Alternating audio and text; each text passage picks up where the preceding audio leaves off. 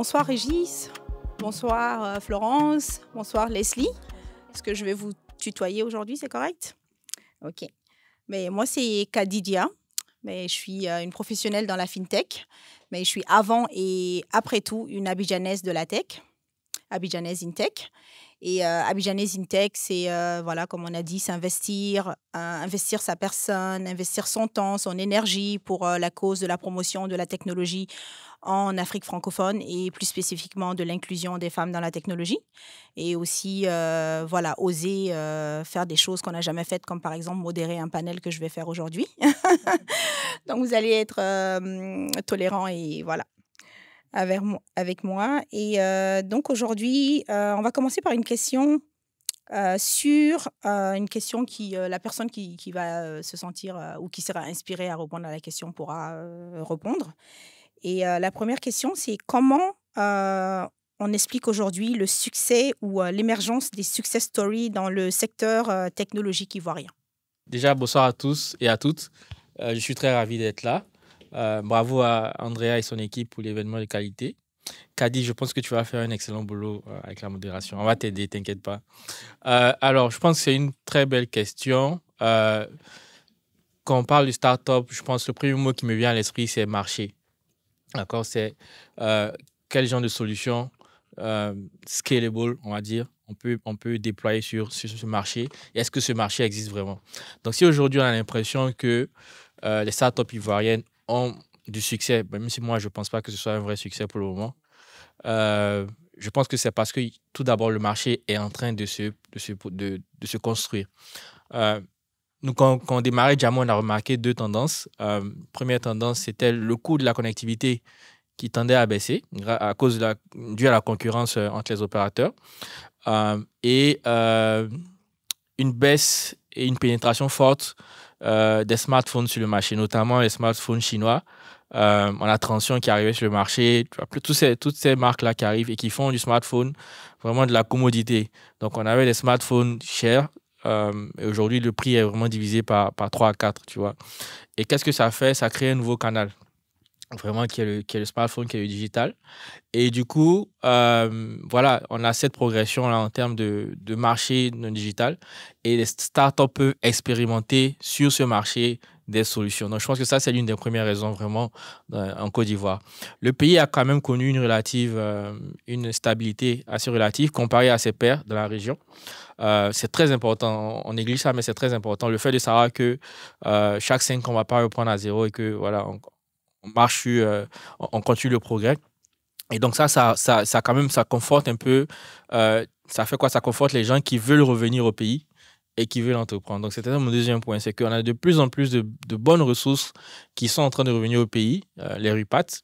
Je ne dis pas que les locaux ne sont pas forcément bons, mais je dis qu'en fait, le fait d'avoir des gens qui reviennent, ils apportent de l'expérience de l'extérieur et ça devient du coup très intéressant. On a de belles ressources humaines en Côte d'Ivoire et ça crée un peu, tu vois, ce mélange, ce mix de personnes là, qui veulent prendre des risques et qui veulent expérimenter sur ce genre de marché.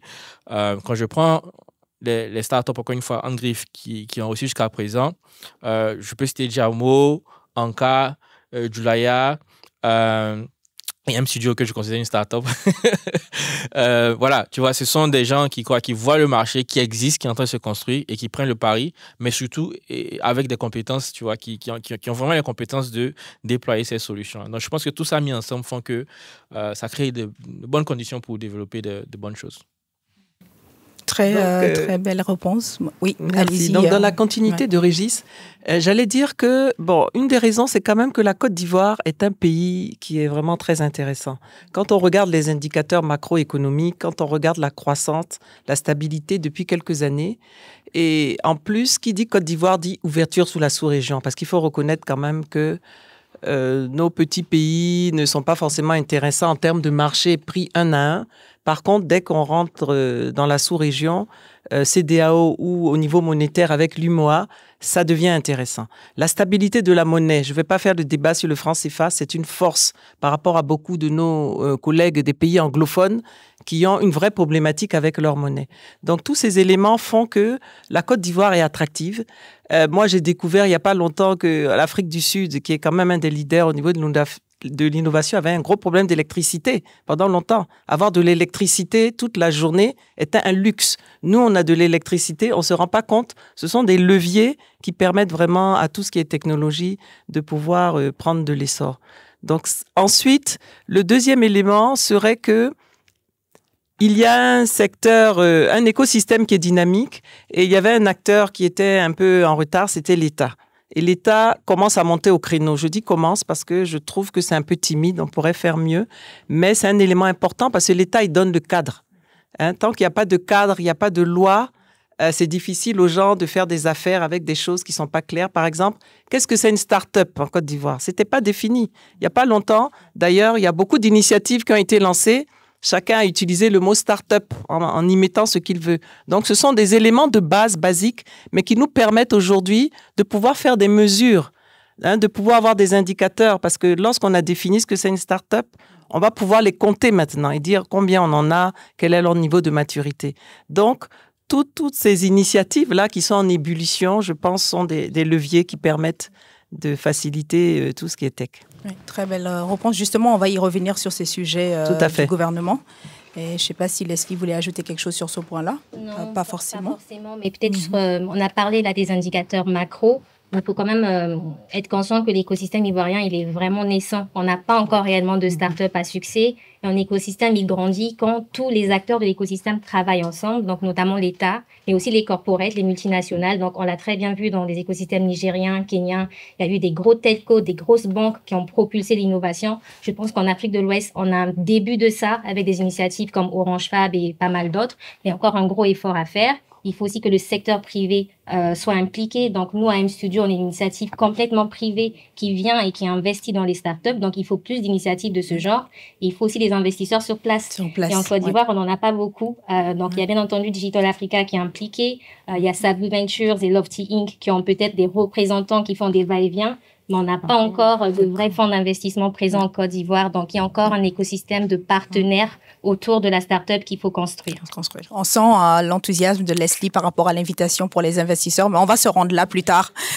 Mais pour l'instant, ce que je retiens, c'est que non seulement la Côte d'Ivoire, c'est vraiment une stabilité politique et une croissance stable et une ouverture ou un intérêt grandissant des Africains, pas seulement des Ivoiriens d'ailleurs, des Africains de l'étranger par rapport au marché ivoirien et aussi la pertinence de toutes ces solutions par rapport à la réalité actuelle, comme vous l'avez dit, la connectivité, l'intérêt des gens pour tout ce qui est digital maintenant, les smartphones, etc. Donc, c'est vraiment pertinent tout ça.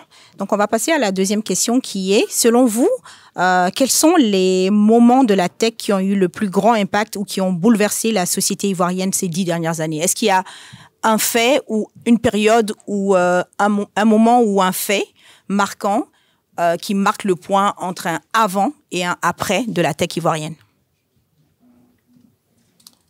Je dirais, je pense quand on a commencé à voir les premières levées de fonds, c'est comme si on avait brisé, tu vois, un plafond de verre et on s'est dit en fait que c'était possible. Je pense notamment à la levée de fonds de CNET-Pays à l'époque, ça représentait tout un symbole. Et ensuite, je pense qu'il y avait un cas.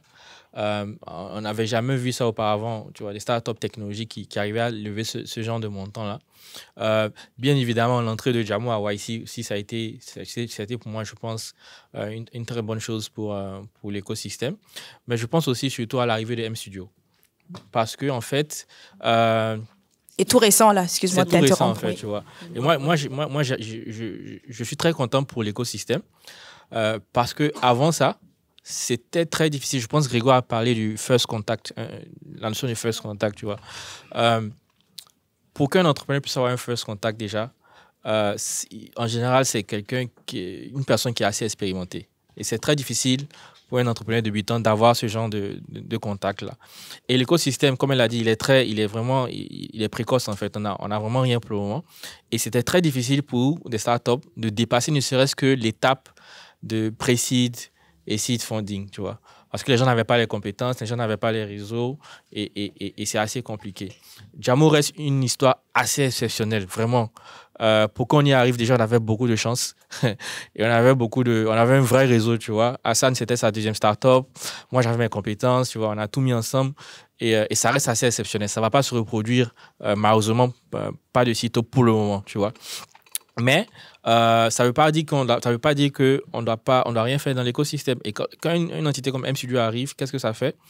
Ça prend des jeunes qui ont des compétences, ça les encadre et ça facilite un peu le chemin vers d'autres levées de fonds, vers une croissance qui va arriver.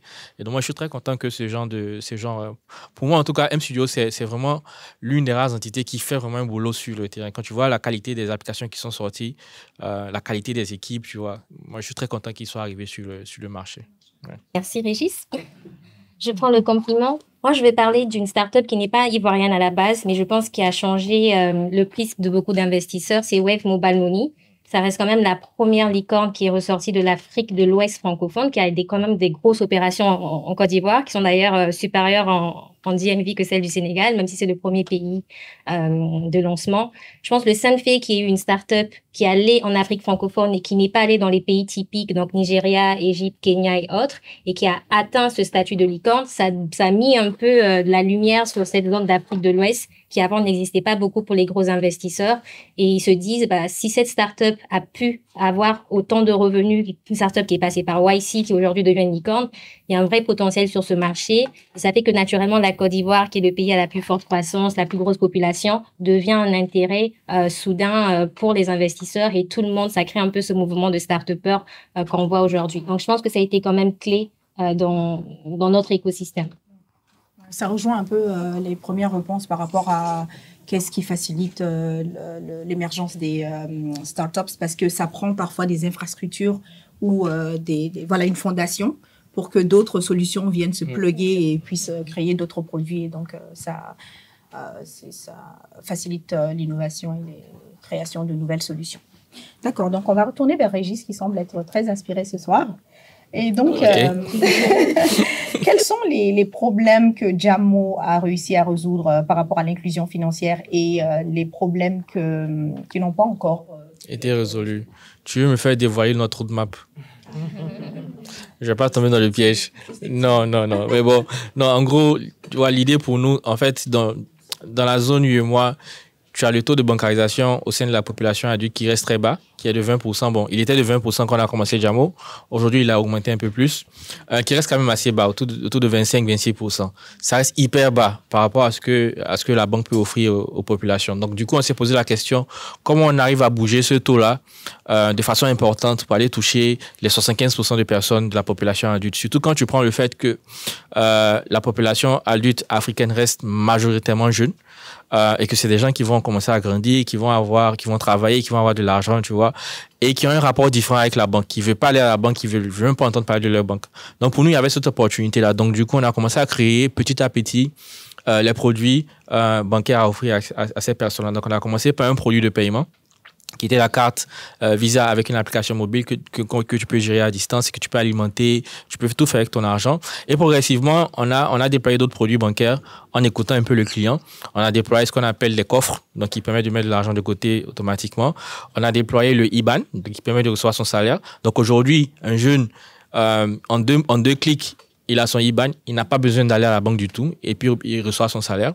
Et puis récemment, on a déployé le produit d'investissement. Donc, il finit de recevoir son salaire, il peut investir directement sur la bourse régionale des valeurs immobilières, directement depuis son compte Jamo. Donc, ce sont ce genre de produits bancaires-là qu'on va essayer de construire. Encore une fois, nous, l'idée, c'est pas vraiment de remplacer le mobile money. Le mobile money reste de l'infrastructure, comme elle l'a expliqué. Voilà. Mais nous, on veut comment est-ce que tu utilises le mobile money pour passer à l'autre étape financière. Donc, j'ai dévoilé un peu plus que je voulais, mais en fait, ce qu'on va faire, c'est construire un peu ces services bancaires-là autour de cette thématique-là et agrémenter un peu tu pourras tout faire avec ton Jamo, avec ton compte Jamo. En tout cas, tout ce que tu pourrais faire avec la banque, tu vas pouvoir le faire avec ton compte Jamo. Et sans se déplacer. Sans se déplacer, ouais. Voilà. Et du coup, les jeunes qui commencent à dépenser leur argent de manière digitale vont avoir gardé cette habitude. C'est ça. Et juste. C'est ça. Voilà. Et juste une chose, je veux rappeler, en fait l'idée, c'est pas vraiment de déranger la banque et de les disrupt. C'est pas du tout ça. Parce qu'on sait qu'en fait, que la banque ne pourra jamais aller chercher ces gens-là. La preuve, ils sont encore bloqués autour de 20%. Et nous, on leur dit, OK, on veut être vos partenaires. On sait parler à ces personnes-là. Nous sommes une entreprise technologique. Nous savons développer un produit. Nous savons développer l'expérience client. Laissez-nous développer l'expérience client avec un partenaire avec vous. Sous la forme d'un partenariat avec vous, et on va chercher ces clients-là et on va étendre votre part de marché via ce partenariat dynamique.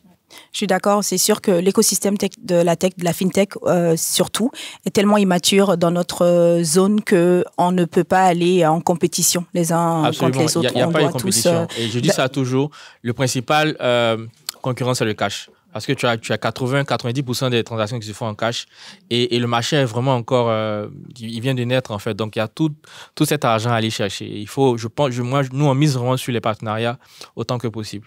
Oui. Et je suis d'accord parce que déjà j'ai été dans la fintech, on se connaît depuis longtemps, Leslie aussi. Donc je peux vraiment, comme on dit, testify que c'est pas un esprit de compétition du tout. On est vraiment plus dans un partenariat et comment faire évoluer les choses ensemble. D'accord.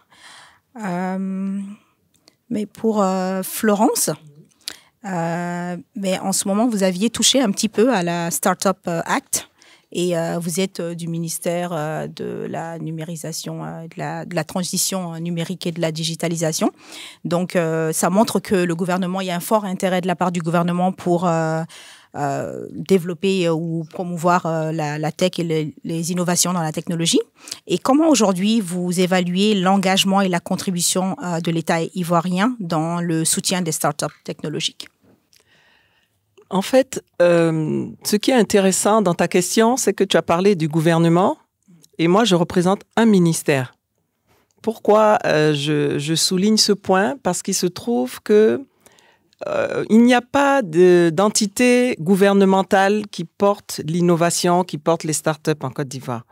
Ce sont des initiatives éclatées. C'est-à-dire qu'il y a différents ministères et la primature aussi qui interviennent sur le périmètre et chacun travaille un peu de son côté.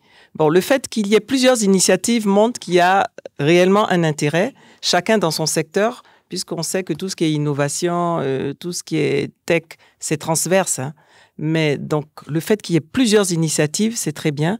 C'est écrit aussi dans notre plan national de développement 2021-2025. Les ambitions de l'État sont affichées, c'est très clair.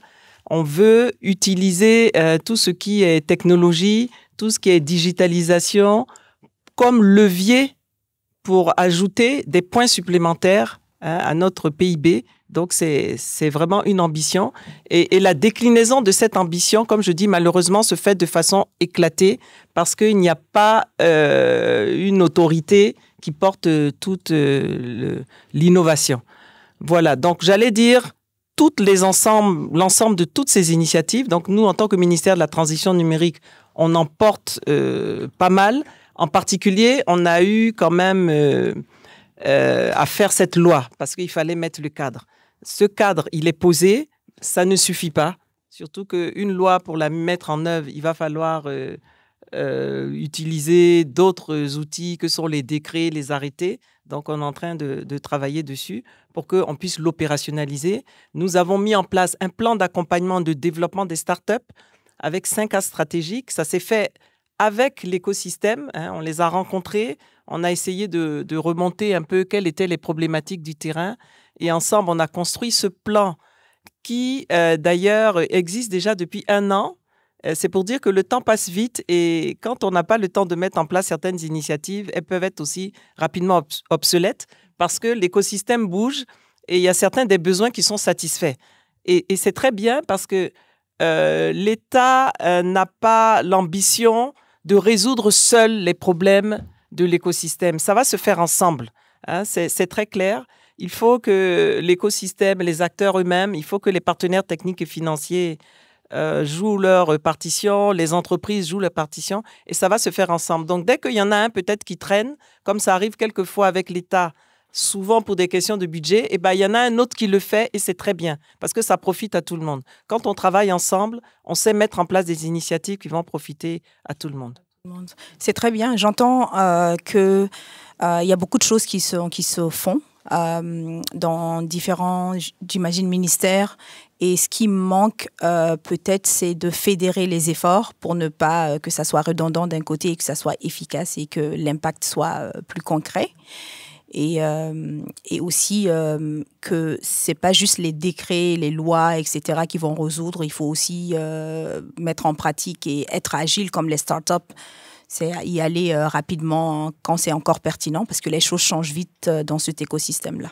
Mais ce qui est bien déjà, c'est que le gouvernement ait conscience de ça et que voilà et qu'on travaille à travailler ensemble avec les autres parties prenantes pour trouver les solutions adéquates. Okay. Mais Leslie, ça fait un peu longtemps que tu n'as pas parlé. Leslie, M-Studio. M-Studio s'intéresse beaucoup au secteur informel. C'est votre cœur de cible. Quels sont les enjeux au niveau du secteur informel en Afrique francophone et à quels grands problèmes les startups du M-Studio répondent-elles? Alors, nous, on n'a pas choisi de se focaliser sur le secteur informel juste comme ça. Il faut quand même savoir qu'aujourd'hui, il y a une baisse d'investissement en venture capital à travers le monde et surtout en Afrique. Donc, les investisseurs veulent investir dans de vrais projets à impact, de vraies grosses tailles de marché où il y a réellement des besoins du quotidien qui sont résolus par ces startups. Et quand on regarde l'Afrique francophone, notre économie, elle est principalement basée sur l'informel. C'est 80% de l'économie de la plupart de nos pays. 9 sur 10 emplois proviennent du secteur informel. Il y a plus de 20 millions de jeunes qui arrivent sur le secteur informel chaque année. Donc, ce sont des jeunes qui sont des chauffeurs de VTC, des conducteurs de BACA, donc de bus informels. Ils sont dans les marchés, ce sont des commerçants, des boutiquiers et autres. Mais ce sont des métiers. Il faut les accompagner, il faut les aider à améliorer leur quotidien. Il faut les aider à pouvoir mieux s'approvisionner. Il faut les aider à augmenter leurs revenus. Et on accompagne ce secteur informel en créant des startups, donc de zéro, qui vient soutenir ces acteurs en leur apportant des solutions digitales. Donc, on a 3 axes principaux. Donc, soit on a des startups qui apportent des outils de gestion, donc pour professionnaliser ces acteurs qui sont souvent encore en train de faire des notes sur papier ou qui limite ne notent rien, donc n'ont pas forcément de visibilité sur la performance de leur business. Ça peut être une quincaillerie, ça peut être le mécanicien du coin. Donc, on leur apporte des outils de gestion. Deuxièmement, on leur apporte une meilleure manière de sourcer leurs intrants. Parce qu'aujourd'hui, en Afrique, on a des chaînes de distribution qui sont très complexes et qui font que si je vais éventuellement acheter ma tomate au marché, je la paye 2 fois ou 3 fois ou 4 fois plus cher que si je l'avais sourcée directement au producteur à l'intérieur du pays. Donc, on vient disrupter les chaînes de distribution, donc à travers nos différentes startups. Et troisièmement, on leur apporte du financement. Donc, on fait pas mal de fintech autour de l'accès au crédit, l'accès aux assets pour pouvoir justement développer leurs différents business. On crée ces startups pas tout seul. On est un acteur, mais on a besoin d'entrepreneurs pour vraiment être les visionnaires et les exécuteurs de ces business models. Donc, on co-crée ces startups de zéro et on les accompagne avec du financement parce qu'il y a un vrai déficit en fonds d'amorçage dans la région, mais aussi en expertise, donc en assistance technique, parce que nous, on pense qu'il faut accompagner les acteurs pendant une bonne période pour pouvoir justement créer ces champions de la tech dont Régis parlait et pouvoir rehausser le niveau de la tech en Afrique francophone. L'année dernière, c'était à peine 14% des investissements en Afrique. Donc, si on veut voir de plus en plus de startups qui lèvent en Côte d'Ivoire, au Sénégal et autres, il faut les accompagner très tôt pour qu'on puisse avoir des seed rounds, des séries A et autres. Donc, le secteur informel, c'est simplement parce que c'est la grosse taille de marché. C'est là où il y a le plus de problèmes, les véritables pain points qu'il faut adresser au quotidien. C'est très bien. J'entends que c'est une réalité qui s'impose, en fait. Ce n'est pas forcément un choix conscient d'aller vers ce secteur-là, mais c'est juste la réalité de de nos économies africaines. D'accord. De retour vers Régis. Régis, il y a constamment, en fait, une pression pour la profitabilité. On est quand même dans une économie capitaliste. Et par contre, les startups doivent constamment innover aussi. Donc, comment vous équilibrez les attentes de profitabilité avec le besoin constant d'innover? En fait, nous, déjà, il faut parler un peu du contexte. C'est qu'il y a quelques années, c'était beaucoup plus facile de lever des fonds. Il n'y avait pas ce raisonnement de revenus, de ce besoin de revenus pour aller chercher les fonds. C'était dû à, il y avait plusieurs raisons. Il y avait le fait que il y avait de l'argent qui coulait à flot. Donc, aux États-Unis, la Banque fédérale avait rebaissé les taux. Il y avait assez de cash sur le marché. Et donc, cet excès de cash-là, il était reversé sur le marché africain. On parle de quelle année? Covid. Covid. Quand le Covid est arrivé, ils ont baissé les taux. Mais cet excès de cash a conduit à quoi? Ça a conduit à l'inflation. Et donc, pour lutter contre ça, ils ont relevé les taux. Et ça a conduit à un manque de cash.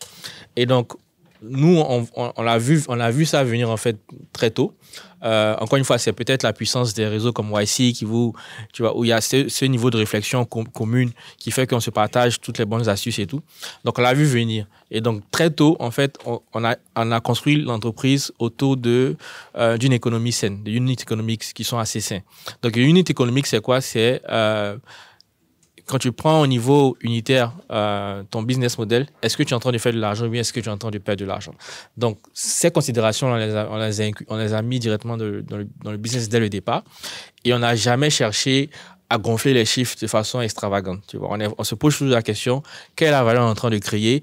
Est-ce qu'on est en train de la créer à un niveau qui est raisonnable? Et est-ce que c'est sustainable vraiment à long terme? Tu vois. Donc, on réfléchit toujours autour de ça. Donc, ce que je veux dire, en fait, c'est que ça a été plus ou moins facile pour nous de faire face aujourd'hui à cette réticence-là de la part des investisseurs par rapport à certains business models. Et on a été quand même les bons élèves de la classe. Et aujourd'hui, on n'a pas vraiment ce problème-là vis-à-vis des investisseurs parce qu'on a on a un business model qui est viable et qui est assez sain. Et on a des chiffres qui sont assez sains. C'est pas exagéré du tout. Donc, pour nous, ça a été facile. Mais c'est vrai qu'aujourd'hui, c'est très difficile pour certaines startups et on le voit autour de nous qui ont gonflé les chiffres, tu vois. Et aujourd'hui, c'est assez difficile.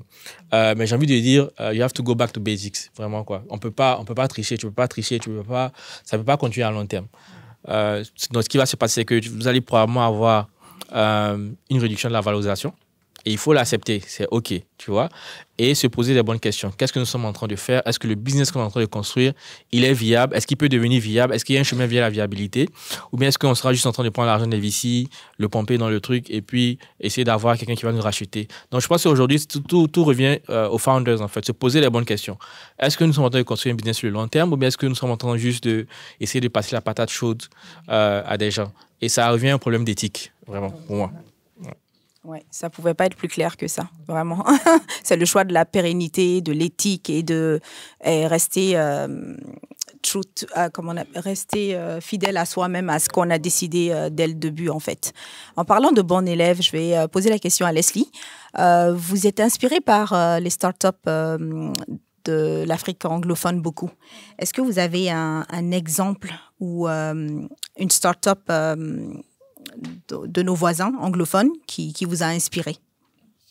Oui, en fait, nous, notre thèse d'investissement, c'est vraiment de ne pas réinventer la roue. Donc, on va vraiment regarder des business models qui ont eu du succès, notamment dans d'autres pays émergents, en Afrique anglophone, mais aussi en Amérique latine et en Asie du Sud-Est. Aujourd'hui, on ne lance pas une seule startup OM Studio si on n'a pas ce que nous, on appelle un comparable dans un autre écosystème. Pourquoi? Parce que, ça nous rassure qu'il y a un business model qui est viable. Bien entendu, il faut l'adapter, il faut prendre en compte les réalités locales. Mais on se dit aussi qu'on a des économies qui sont informelles, que ce soit à Bogota ou à Abidjan.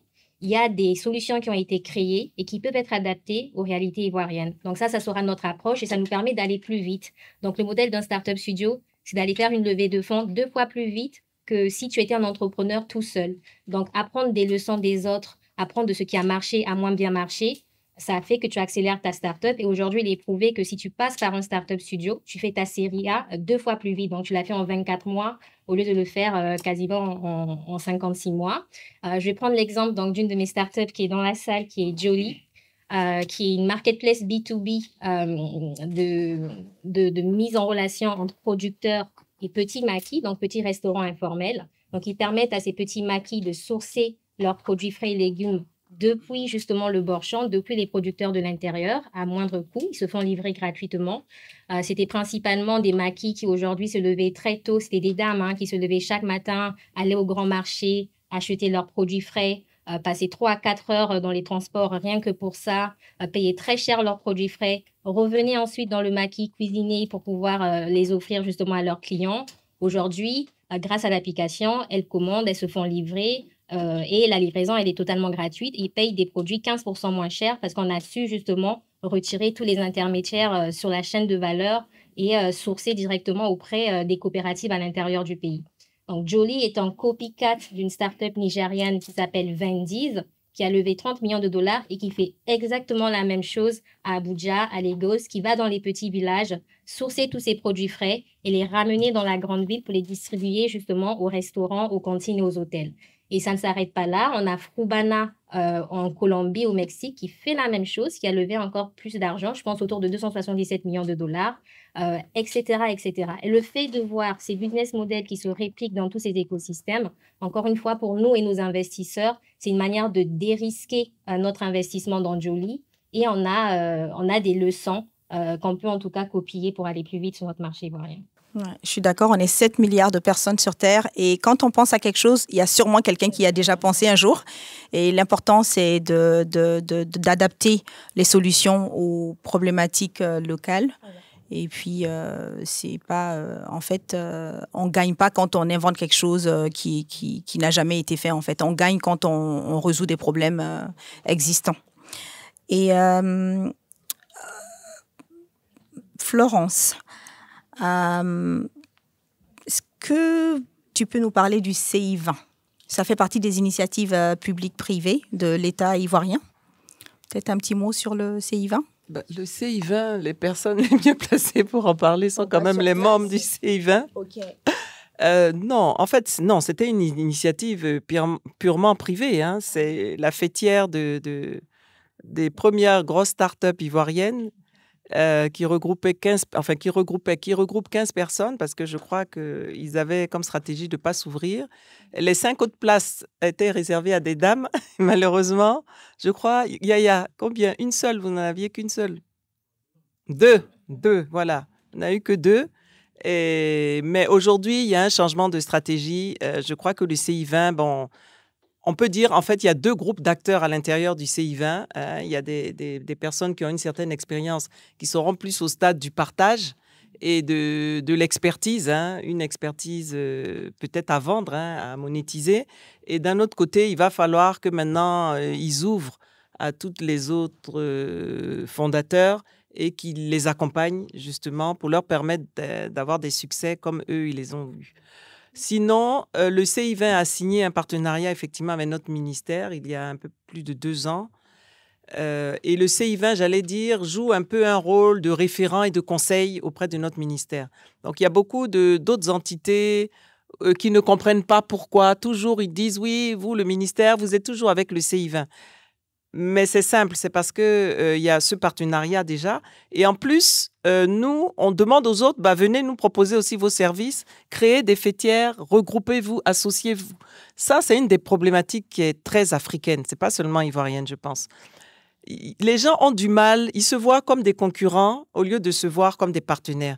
Et le fait de se regrouper, ça permet d'être plus fort pour aller discuter, par exemple, avec l'État. Là, dans le cadre de notre loi, on va avoir des négociations maintenant avec l'administration fiscale, etc.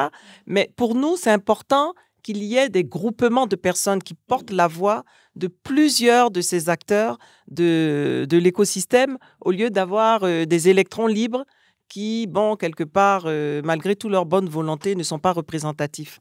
Donc ça, j'en profite pour passer le message. Il faut absolument se regrouper, il faut absolument travailler ensemble, il faut voir toujours le bon côté d'être ensemble avant de voir le concurrent, avant de voir la personne qui va vous piquer votre idée. Ça aussi, c'est quelque chose qu'on entend toujours. On a peur qu'on nous pique son idée. Comme Leslie l'a dit, il y a 50 personnes qui ont eu cette idée avant. Il y en aura 50 après qui vont continuer. Donc, au lieu d'avoir son truc caché, on n'avance pas. Il vaut mieux avancer avec quelqu'un et puis finaliser son projet. Donc, en fait, le CI20, je crois que c'est ça. Mais on peut passer la parole s'il le faut. C'est bon? Non, c'est correct. D'accord. Merci pour la réponse. En Merci. tout cas, le message est passé. Est-ce que Jamo et M Studio font partie du CI20? Non. Non. Okay. Alors. Alors, non, dès le départ, on avait une approche un peu différente. On est resté sous les radars par la nature un peu délicate de notre activité. Et c'était un choix délibéré, vraiment, de rester sous les radars jusqu'à ce qu'on atteigne une taille un peu critique Et c'est maintenant que, tu vois, tu nous vois aux événements et tout et qu'on partage. Mais pendant 3 ans, on était focus sur construire le produit, arriver à sécuriser certaines choses, comprendre le client, comprendre ce que le client voulait. Donc, on n'a pas forcément pu give back pendant tout ce temps à l'écosystème. Mais on l'a quand même fait de façon un peu informelle. Je connais bien Steven. Quand il créait Steven, on se parlait tout le temps. Donc, même si ce n'est pas visible, qu'on soit à l'intérieur, j'étais tout le temps présent à ces événements, j'étais speaker à ces événements et tout. Voilà, et pour moi, c'est un formidable projet. Tout ce qui concourt à resserrer les liens de l'écosystème et à créer des fusions, des partenariats, pour moi, c'est bénéfique pour l'écosystème et il faut encourager ça. D'accord, merci Régis. Pour une dernière question pour toi. Donc, que vous apporte une participation à Jamo, une participation à un événement tel que Vivatech? Qu'est-ce que ça vous apporte? Ok, déjà, je suis très heureux d'être là, de contribuer à la visibilité de la Côte d'Ivoire. C'était important pour moi d'être là et d'aider les autres startups à pouvoir parler à des investisseurs, parler à des partenaires via mon réseau et surtout représenter ce qu'on fait de bien en Côte d'Ivoire. Vraiment. Et donc, moi, c'était vraiment important d'être là. Après, d'un point de vue personnel et pour Jamo, notre but ici, vraiment, c'est pas tellement de trouver des investisseurs, mais c'est de recruter. Tu vois, on est arrivé à ce stade où on n'a pas forcément besoin d'investisseurs. On a déjà, en griffe, on a déjà nos réseaux qui sont assez solides. Mais par contre, là où il y a le plafond de verre, c'est les ressources humaines. Tu vois. Donc, je passe 50% de mon temps à recruter. Donc, c'est pour ça que je suis là. Je veux rencontrer de nouvelles personnes, des talents, tu vois, pour qu'ils rejoignent l'équipe Jamo. Donc, pour nous, c'est vraiment l'enjeu qui est là, avant tout. Ouais, ça, c'est quelque chose que j'apprends et qui est une surprise pour moi. Je ne savais pas que les enjeux de ressources humaines étaient aussi importants. Ce qui me ramène à la question pour Leslie. Dans un défi de financement qui n'est pas forcément les financements, vous n'avez pas des financements à gogo, c'est quoi les stratégies pour vous pour recruter les meilleurs talents? Où est-ce que vous les sourcez? Nous, on recrute 2 types de talents. On recrute des cofondateurs pour lancer des startups avec nous et on recrute des talents au sein de ces startups. Donc, c'est déjà 2 types de recrutement différents. Pour le deuxième scénario où on recrute généralement des développeurs, des commerciaux, des ingénieurs pour nos startups, il y a quand même un déficit de talent tech en Afrique francophone. Donc, nous, on se tourne aussi beaucoup vers la diaspora. On regarde des talents intéressés à rentrer en Afrique et qui aimeraient justement rejoindre des startups. On a quand même la chance d'avoir de plus en plus aussi d'initiatives en local avec des bootcamps de développeurs. Je pense notamment à GoMyCode. Là, avec Epitech, on en fait un qui s'appelle WeCode avec la GZ. Donc, il y a de plus en plus aussi de bootcamps qui génèrent cette nouvelle génération de développeurs full stack et autres. Mais c'est encore des développeurs assez juniors. Je pense Régis confirmera. Donc, quand on cherche des talents plus seniors, des product managers, des designers, on aura tendance à regarder à l'étranger. Et pas forcément la France. Même dans la sous-région, le Togo, le Bénin sont vachement plus développés que nous en talent tech, par exemple. Le Sénégal aussi, donc on n'a pas forcément besoin d'aller très loin. Donc c'est un mix, il faut chercher le talent local. On a la chance aussi d'avoir beaucoup de startups et quand on a de plus en plus de startups, il y a cet effet de poaching où on prend le staff de Jamo, de Moka, faut pas faire ça. On se partage un peu le staff, donc ça aide. Donc ça c'est pour le talent au sein des startups, mais on encourage de plus en plus la diaspora aussi à venir rejoindre ces startups très tôt et vraiment construire le rêve ensemble en fait. Pour les cofondateurs, ça va vraiment être plus complexe parce qu'un cofondateur, on ne le recrute pas. Il faut que ça soit un entrepreneur né, il faut que ça soit quelqu'un qui a une vraie vision, qui souhaite monter un projet et le porter à long terme. Donc, généralement, nous, on fait des appels à projets et on encourage les gens à venir candidater, pitcher leur vision au M-Studio et ensuite, on a tout un processus de sélection pour voir la motivation, pour voir la capacité d'exécution et autres. Et nous, on croit beaucoup au faire ensemble. Donc, le faire ensemble, c'est quoi? C'est mixer 2 cofondateurs, un avec une expérience locale et un avec une expérience internationale. Pourquoi? Parce qu'il faut à la fois les soft skills et les hard skills pour pouvoir pitcher devant des fonds de venture capital, pour pouvoir aller au marché d'Adjami, parler aux gars qui vendent des téléphones d'occasion. Donc, il faut avoir ces 2 aspects pour pouvoir justement avoir un binôme de cofondateurs gagnants qui peut s'exporter au-delà de la Côte d'Ivoire. Et ça a été quand même un des challenges que nous, on a identifié dans l'écosystème local et qu'on essaie justement de changer, d'adapter. L'année dernière, on a reçu plus de 1500 candidatures. On a eu que, je pense, autour de 24 qui ont été intégrés au sein de M-Studio. Mais encore une fois, c'est parce qu'on cherche réellement des entrepreneurs qui sont prêts à se mettre à temps plein sur leur start-up et pas nécessairement l'entrepreneur qui a 2-3 business, comme on le voit beaucoup en Afrique francophone et qui ne sait pas justement se focaliser sur un seul. Et ça prend du temps. C'est un vrai travail de recherche. Généralement, le temps moyen pour nous pour identifier un cofondateur, c'est minimum 6 mois. Donc, pour vous dire que c'est un vrai travail de recherche et de sélection avant de pouvoir identifier les bons cofondateurs avec qui monter des projets. C'était très clair, merci. Et donc, de retour à Florence. Florence, pour l'État ivoirien, à travers votre ministère, qu'est-ce que vous faites concrètement pour améliorer la crédibilité des startups, des entreprises technologiques ivoiriennes à l'international? Par exemple, en envoyant les startups ici à Vivatech, pour une deuxième fois, c'est quoi quels sont vos objectifs et qu'attendez-vous de ces startups-là? Donc, en fait, les objectifs sont doubles. Il y a à la fois un intérêt pour l'État et il y a un intérêt pour l'écosystème et les startups en particulier. Je rappelle que l'année dernière, c'était la première participation, disons, officielle, avec un pavillon national, avec 12 startups ivoiriennes qui avaient été rejointes par des startups qui avaient été prises en charge par Business France. Et cette année, on vient avec 20 startups. Ce qui montre qu'effectivement, c'est un projet qui est en évolution. On veut vendre notre écosystème. Il a été reproché à la Côte d'Ivoire d'avoir de très belles choses qui se passent, mais on ne sait pas se vendre. On ne parle pas de nous. Comme disent nos frères anglophones, make noise. Ils disent, faites un peu de bruit. Ils sont toujours surpris lorsqu'ils viennent en Côte d'Ivoire de découvrir ce qui s'y passe. Ils disent, mais vous ne vous vendez pas. Donc ça, c'était quand même important qu'on aide cet écosystème. Bon, il y a des acteurs qui ont les moyens de le faire directement ou par leurs actes. On parle d'eux, mais il y a tous les autres qui étaient un peu dans l'anonymat. Il fallait qu'on les aide, qu'on les expose. Qu'ils viennent se faire connaître et qu'on montre que, bon, en Côte d'Ivoire aussi, il se passe des choses. C'est pas parce que vous le savez pas qu'il se passe rien. Voilà, c'est la première des choses. Après, c'est une opportunité qu'on leur donne aux startups. À titre personnel, chacun vient un peu avec ses objectifs et ses indicateurs. Comme dit Régis, lui, il vient, c'est pour recruter. Il y en a d'autres, c'est pour être mis en contact avec des VCs. Enfin, chacun a un peu son objectif. Et c'est là où c'est intéressant, c'est qu'on vient tous ensemble, mais dans notre besace, on va repartir avec des choses différentes. Au niveau du gouvernement, là, je vous dis, l'ambition est claire. On veut se positionner quand même comme un leader de l'innovation dans la sous-région. Il n'y a pas de raison. On a tout ce qu'il faut. Tout ce qu'il faut est là. Tout ce qu'il faut est là. Il faut le mettre en musique, comme on a dit. Il faut fédérer, il faut se coordonner. Il faut qu'on appuie ensemble des initiatives au lieu de s'éparpiller sur plusieurs. Il faut plutôt leur donner une dimension différente. Par contre, on est conscient qu'il ne va pas falloir toujours aller chez les autres se vendre. Il faut faire venir les gens chez nous. Et c'est pour ça que nous avons un projet cette année, en fin d'année, de regrouper 2 événements nationaux qui avaient une certaine envergure. On va leur donner une envergure différente avec l'intervention de notre ministère, de sorte que nous allons inviter les écosystèmes étrangers à venir voir chez nous.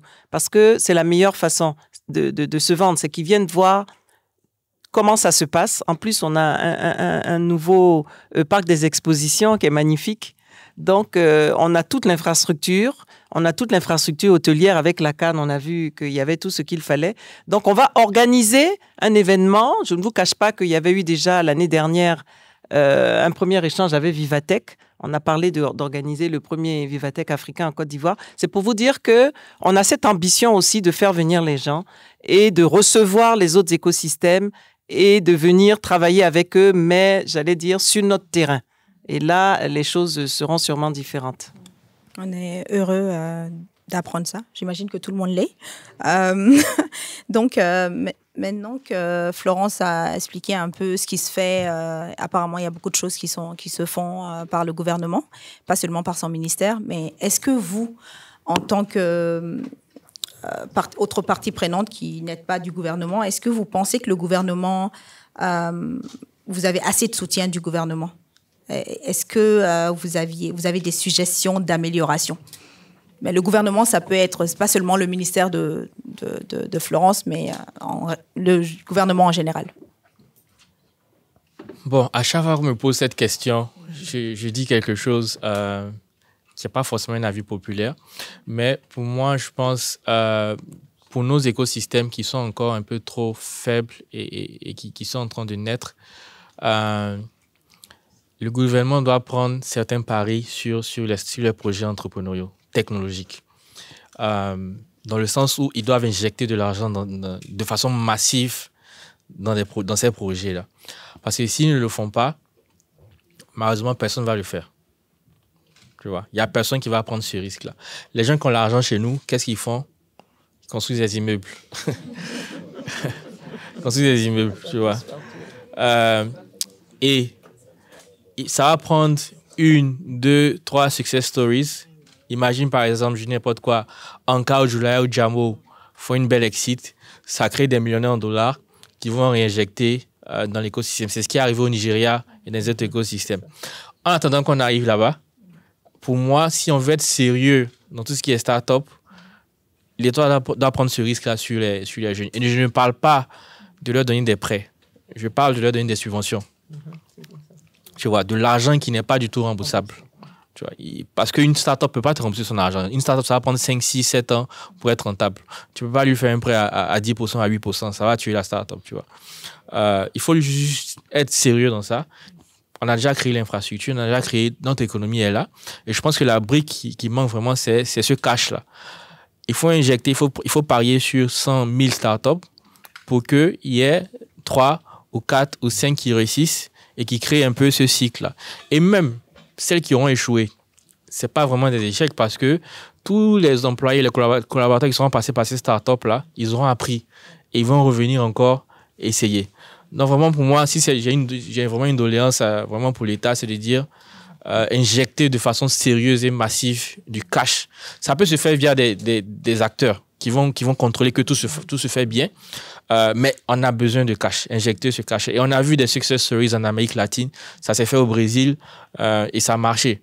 Tu vois. Et moi, vraiment, si j'ai un truc à demander à l'État, c'est de le faire de façon sérieuse. De toute façon, ce n'est pas l'argent qui manque à nos États, vraiment. Donc, on peut le faire. Autour de la régulation, je pense aujourd'hui en Afrique francophone, quand on regarde par exemple la Banque centrale, il y a beaucoup de laisser-faire. Il n'y a pas forcément des règles qui sont prédéfinies, qui sont bien déterminées. Je pense notamment aux fintech. Ou quand elles sont déterminées, c'est très complexe et parfois ça prend une lenteur pour s'appliquer. Et du coup, ça frustre l'innovation. Donc, je pense qu'il y a un vrai travail des régulateurs à améliorer, être un peu plus agile et flexible avec les startups, surtout quand elles se lancent. Je pense aussi à la fiscalité. On parle beaucoup du VTIB, mais encore une fois, c'est parfois assez complexe pour les startups. Il y a 1001 conditions. On n'a pas forcément de bénéfices sur les impôts qui permettraient justement de tenir ces premières années qui sont souvent les plus difficiles. Donc, je pense qu'il y a un vrai...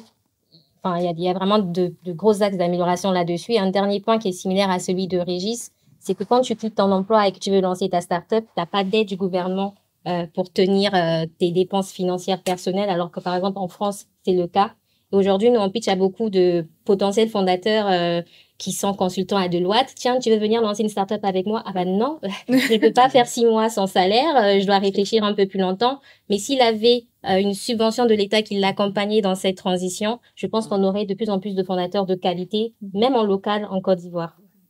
Wow. Donc, j'entends que ça prend plus de subventions de l'État, des exonérations fiscales, un encadrement, un framework et puis aussi de la flexibilité en matière d'application de certaines lois ou réglementations pour mieux les adapter à la réalité opérationnelle des startups.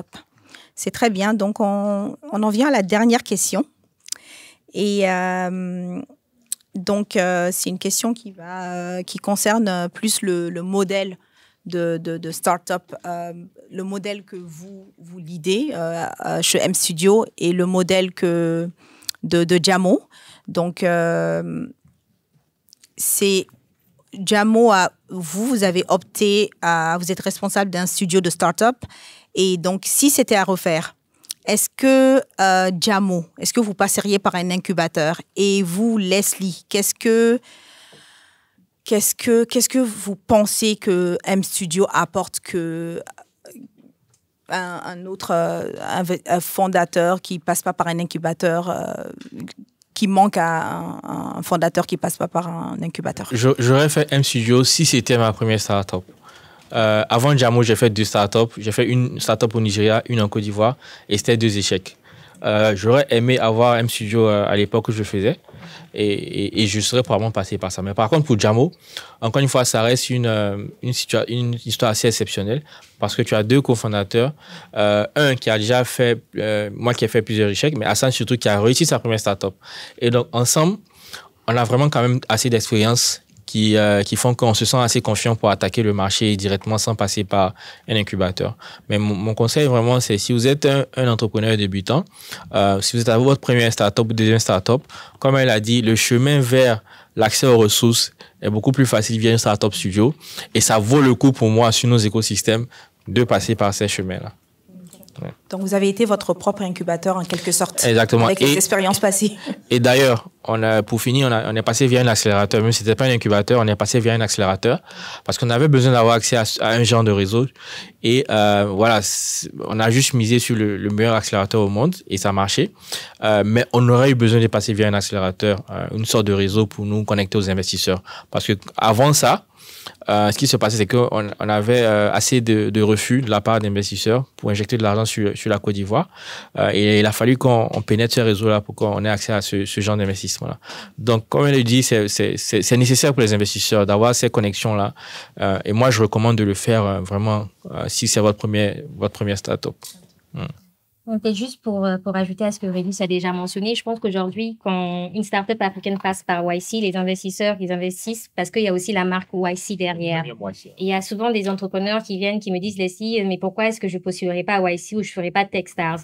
Ça dépend de ce que vous cherchez. Mais si vous cherchez un écosystème en Afrique francophone qui est fort, un réseau d'investisseurs qui sont intéressés par l'Afrique francophone, aujourd'hui, on se positionne quand même comme le leader sur notre marché.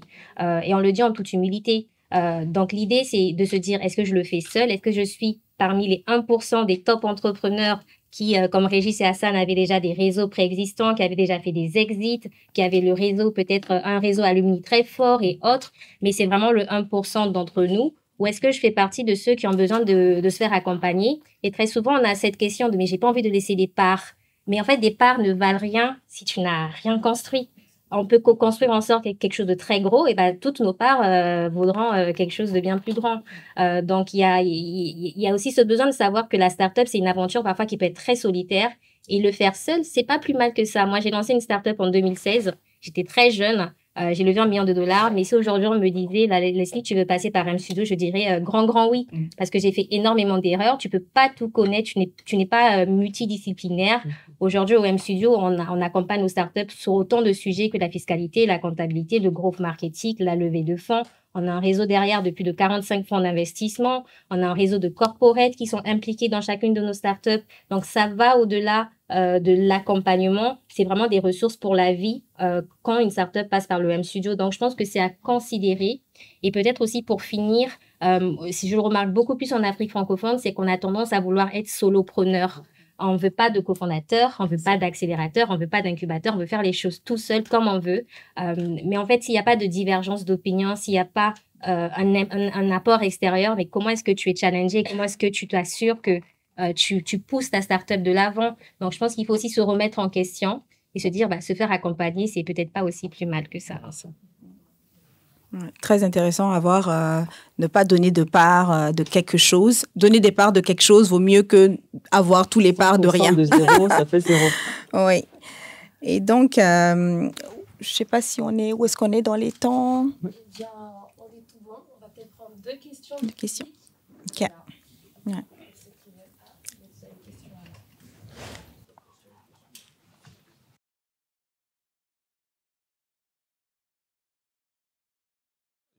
Jean Delmas, c'est oui, membre fondateur du CI20. Ce n'était pas forcément une question, mais c'était un peu une contribution par rapport à ce qui a été dit par Régis et Leslie concernant Madame Ella, donc concernant un peu le rôle de l'État dans ce qu'on devait faire pour développer un peu l'écosystème. Vous savez, quoi qu'on dise, les startups sont des entreprises. Et donc, l'un des défis majeurs qu'on a au niveau de nos États, c'est la commande publique. Il faut que l'État apprenne à faire confiance aux startups pour leur confier des marchés, et puis aussi régler ces marchés-là dans les normes. Parce qu'une chose est d'avoir le marché, une autre chose est d'avoir les paiements. Donc, c'est vrai qu'on crée les startups pour répondre à un besoin, lever des fonds, mais c'est une entreprise. C'est une entreprise. Donc, sans commande, tout ce qu'on va faire comme la loi startup, tout ce qu'on va faire. Et dans nos États encore, l'État est le pouvoir, le politique est encore plus encore puissant. On n'a pas encore un réseau privé assez puissant. Donc, tout compte fait, le premier client des startups devait être l'État à travers, comme ce que Régis a dit, des financements massifs. Parce que Leslie l'a dit, on a des talents, mais le gars, il ne peut pas laisser son boulot. On peut pas, et les talents même qu'on a, une fois qu'on leur donne accès à des plateformes, quand ils sont mieux formés, ils viennent, on nous les arrache. Vous voyez, donc, plus on aura des commandes, plus on aura de l'argent et plus on pourra se développer, et moins on va vous embêter. Vous embêtez pas. Donc, c'était plus un commentaire, c'est ça? Oui, une contribution.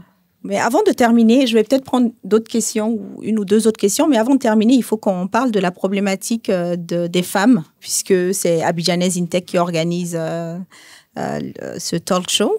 Je vais commencer par une donnée statistique. En 2019, le directeur de l'autorité de régulation des télécommunications en Côte d'Ivoire, appelé l'ARTCI, M. Gabriel Amon-Bilé Djemeldéou, a révélé que le pays enregistrait 38% de femmes dans le secteur des TIC, dont 30% qui sont des cadres.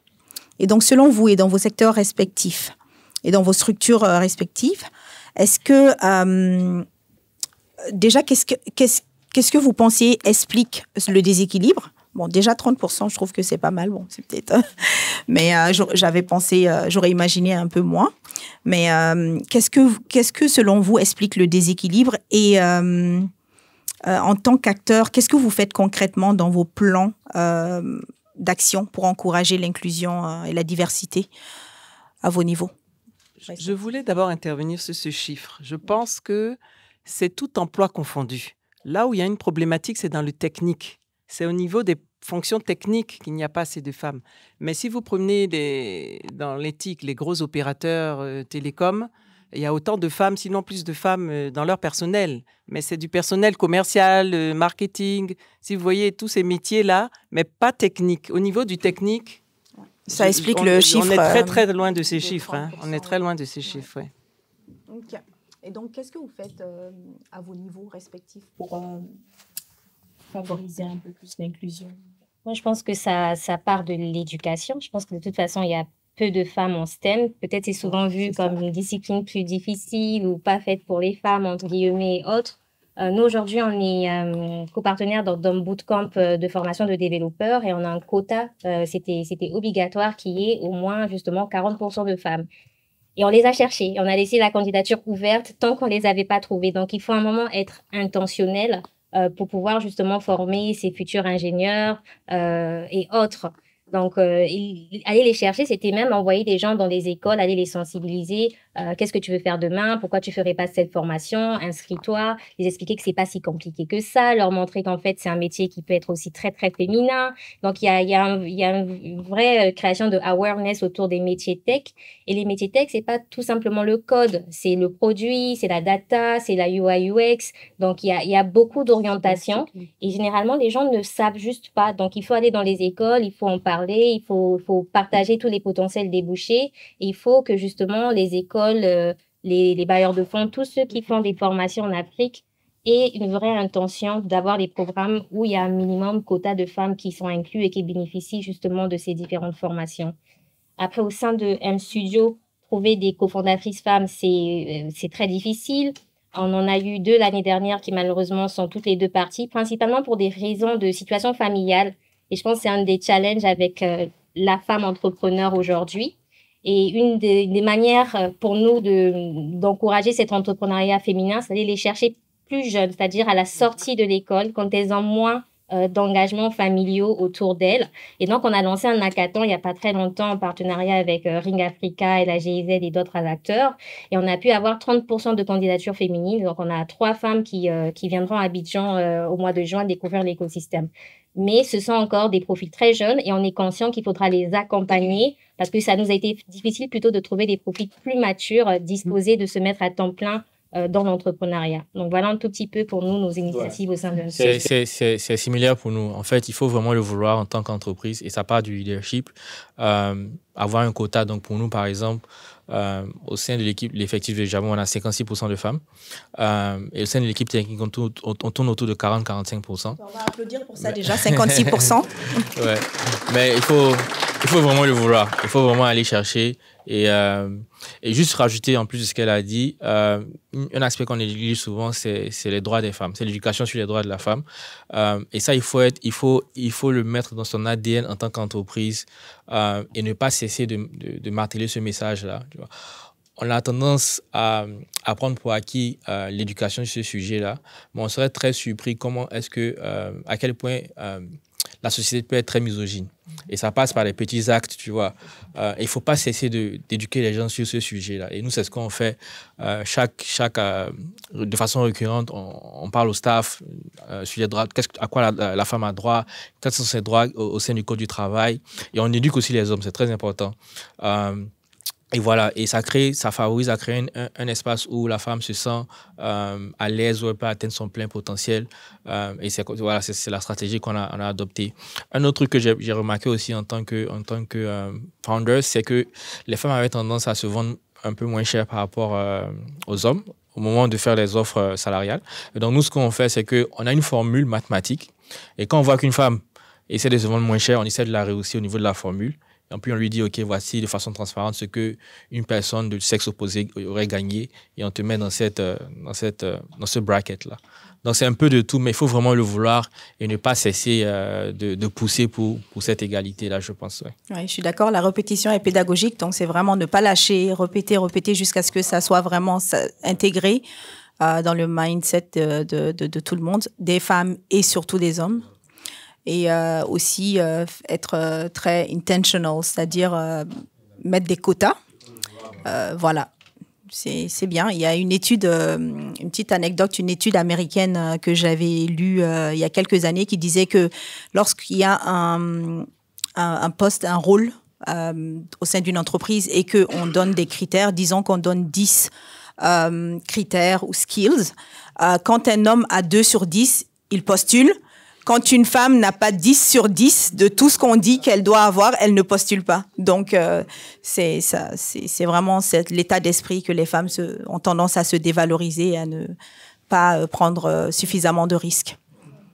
D'accord, mais ce serait tout pour les questions en tout cas. Sur le sujet des femmes. Oui. Donc, je pense qu'il faut, on est là au nom de Abidjanaise InTech. Je pense que c'est un exemple, ce genre d'initiative où les femmes qui sont des modèles en fait, puissent se regrouper, puissent se faire voir, puissent aller se présenter, comme on a dit très tôt, au niveau des écoles, des lycées, et expliquer aux jeunes filles que voilà, c'est pas quelque chose de sorcier. J'arrive à mener en parallèle une vie professionnelle, familiale, sociale, religieuse, associative, tout, en faisant un métier dans le domaine du STEM. Je pense que ça, c'est important.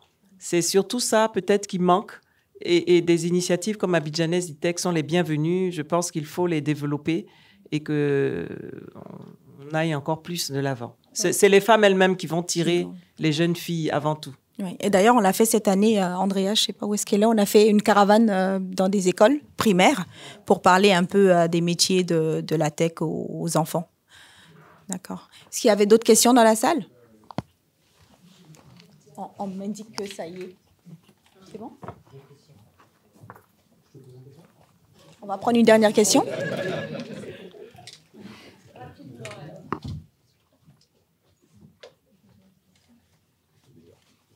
Merci. Alors, moi, je suis Bourbi Akmel, je suis consultant en UX Design, en design d'expérience utilisateur pour le cabinet UX République. En fait, je voulais poser une question, ça concerne plus en fait, du coup, la ressource humaine dont vous parlez. C'est en fait, quels sont du coup les challenges auxquels vous êtes confrontés en ce qui concerne du coup les compétences en termes en termes de compétences aussi, mais aussi en termes de mindset, en ce qui concerne du coup le milieu du coup africain. Et quel conseil du coup vous pouvez donner aussi, donc c'est 2 en 1 ma question, à une personne du coup qui envisage effectivement faire son comeback dans ce sens. Bon, je veux pas faire trop cliché, mais c'est difficile. C'est très difficile, surtout quand tu viens de l'extérieur. Et moi, quand je suis arrivé en Côte d'Ivoire, c'était vraiment un choc pour moi de voir comment certaines personnes peuvent réfléchir par rapport à l'efficacité, par rapport à plein de choses, tu vois. Par rapport à la ponctualité. Très souvent, j'arrivais à des anniversaires, j'étais le premier, j'étais seul pendant 1 heure. Tu vois.